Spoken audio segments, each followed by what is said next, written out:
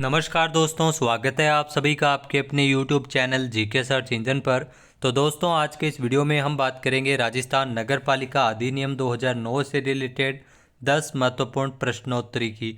पूरा वीडियो बहुत ध्यान से देखना। वीडियो के एंड में मैं आपसे एक क्वेश्चन भी पूछूंगा जिसका आंसर आप सभी को कमेंट बॉक्स में देना है।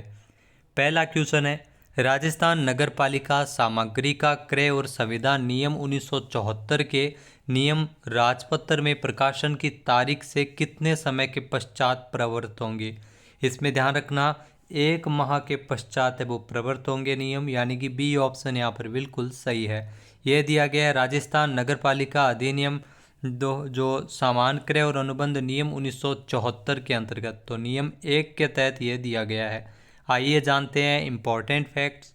तो राजस्थान नगर पालिका अधिनियम 2009 की धारा 80 और 298 के साथ पठित धारा 297 द्वारा प्रदत्त शक्तियों का प्रयोग करते हुए, ये क्वेश्चन बहुत बार एग्जाम में आपसे ज़रूर पूछा जाएगा कि राजस्थान नगर पालिका अधिनियम 2009 की धारा 80 298 के साथ पठित धारा 297 के द्वारा प्रदत्त शक्तियों का प्रयोग करते हुए राज्य सरकार के द्वारा जो नियम बनाती है वो राजस्थान नगर पालिका सामान्य क्रय और अनुबंध नियम 1974 है, जिसमें नियम 1 के अंतर्गत संक्षिप्त नाम और प्रारंभ के बारे में दिया गया है कि राजस्थान इन नियमों को राजस्थान नगर पालिका सामान्य क्रय और अनुबंध नियम 1974 के नाम से जाना जाएगा।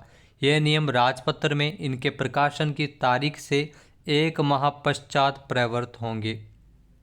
नेक्स्ट है, राजस्थान नगर पालिका सामग्री का क्रय और संविदा नियम 1974 के अनुसार नगर परिषद का आयुक्त किसके अंतर्गत आता है।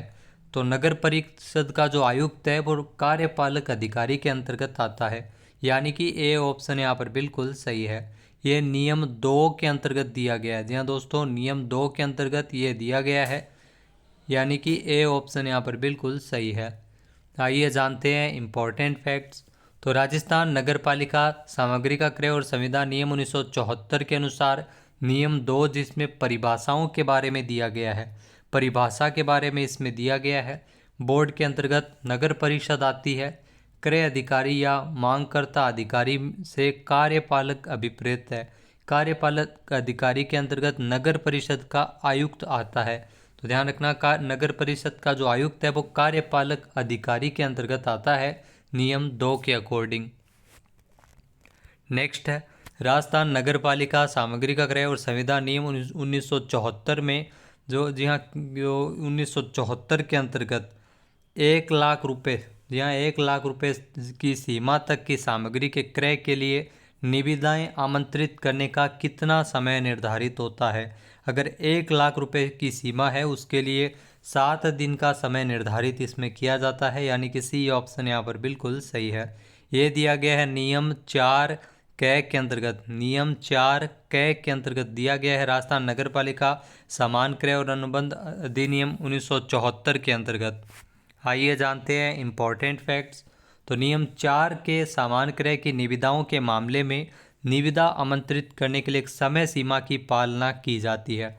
अगर इसमें 1 लाख रुपए की सीमा तक के सामान्य क्रय के लिए निविदाएं की अगर बात करें तो इसमें 7 दिन, जी हाँ दोस्तों, इसमें 7 दिन की समय सीमा होगी।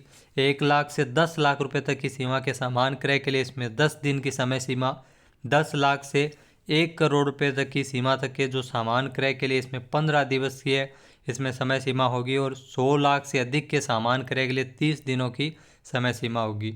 इस समय सीमा की गणना निविदा आमंत्रित करने के नोटिस राजपत्र में प्रकाशित करने की तारीख से उस तारीख तक जिसको निविदाताओं के द्वारा निविदा प्रस्तुत करने को कहा जाएगा। तो ये इसमें दिया गया है।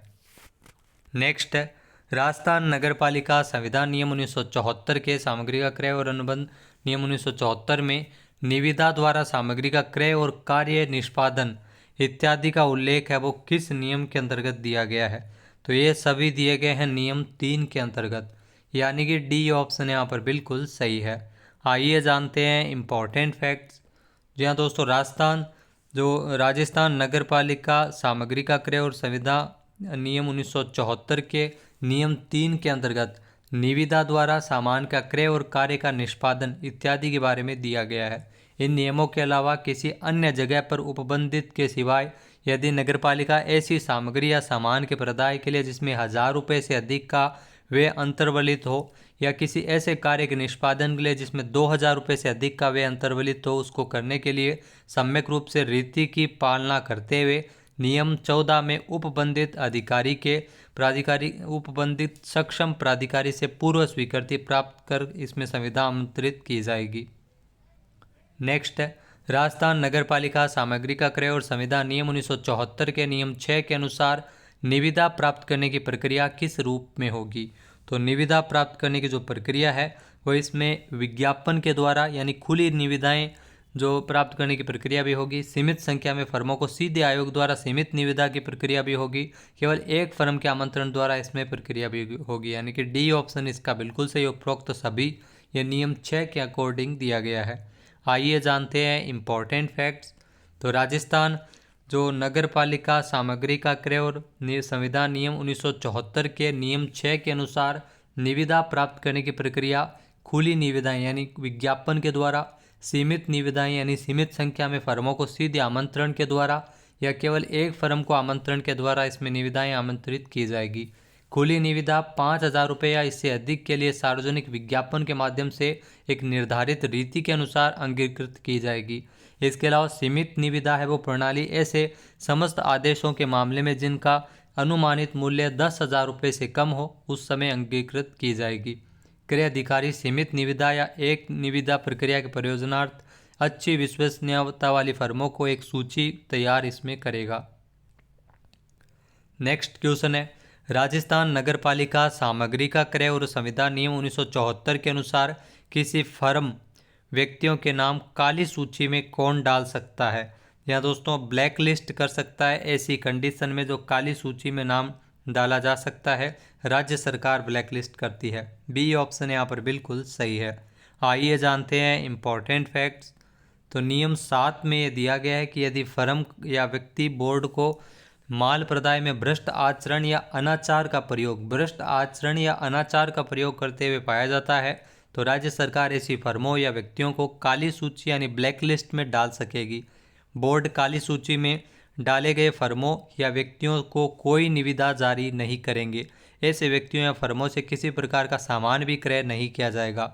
ऐसी रकम जिसके लिए कार्यपालक अधिकारी इन नियमों के अधीन वे उपगत करने के लिए प्राधिकृत है तो उस सीमा तक केवल चेक केवल उसके द्वारा ही हस्ताक्षरित किए जाएंगे। नेक्स्ट है राजस्थान नगरपालिका सामग्री का क्रय और संविदा नियम 1974 के अनुसार अनाचार के अंतर्गत किस स्तर के माल का प्रदाय आता है।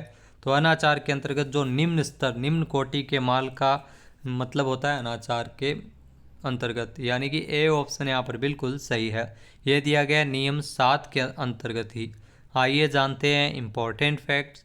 तो नियम 7 यदि फर्म या व्यक्ति बोर्ड को माल प्रदाय में भ्रष्ट आचरण या अनाचार का प्रयोग करते हुए पाया जाए तो राज्य सरकार ऐसी फर्मों या व्यक्तियों को काली सूची यानी ब्लैक लिस्ट में डाल सकेगी तथा बोर्ड काली सूची में डाले गए फर्मों या व्यक्तियों को कोई निविदा जारी नहीं करेंगे। ऐसे व्यक्तियों या फर्मों से किसी प्रकार का सामान क्रय नहीं किया जाएगा।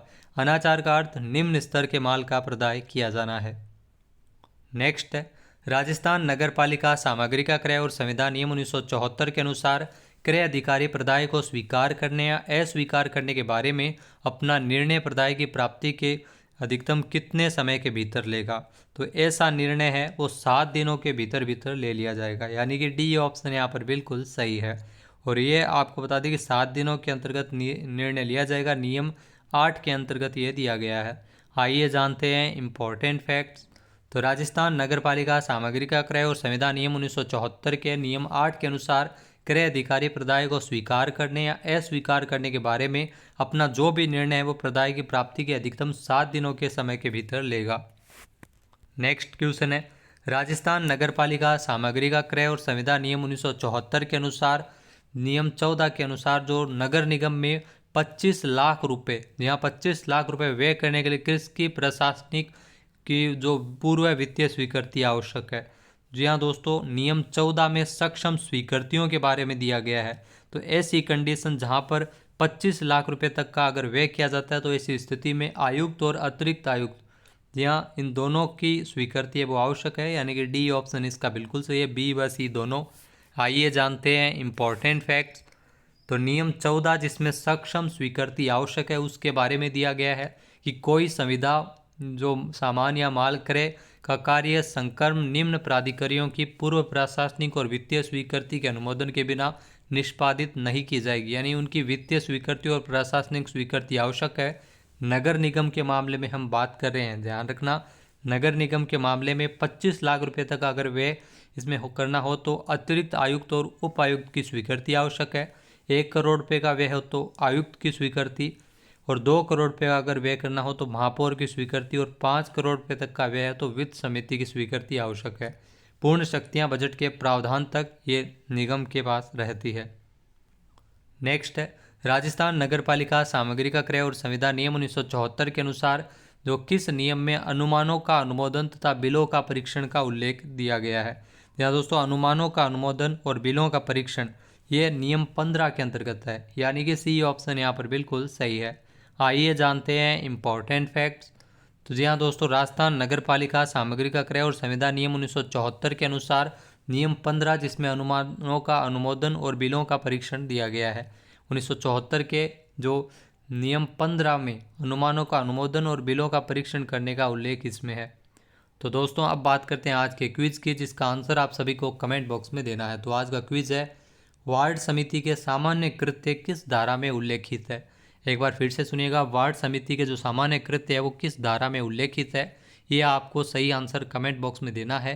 राजस्थान नगरपालिका अधिनियम 2009 की किस धारा में वार्ड समिति के सामान्य कृत्यों का उल्लेख किया गया है। तो वीडियो कैसा लगा कमेंट करके जरूर बताना। जय हिंद, जय भारत, जय राजस्थान।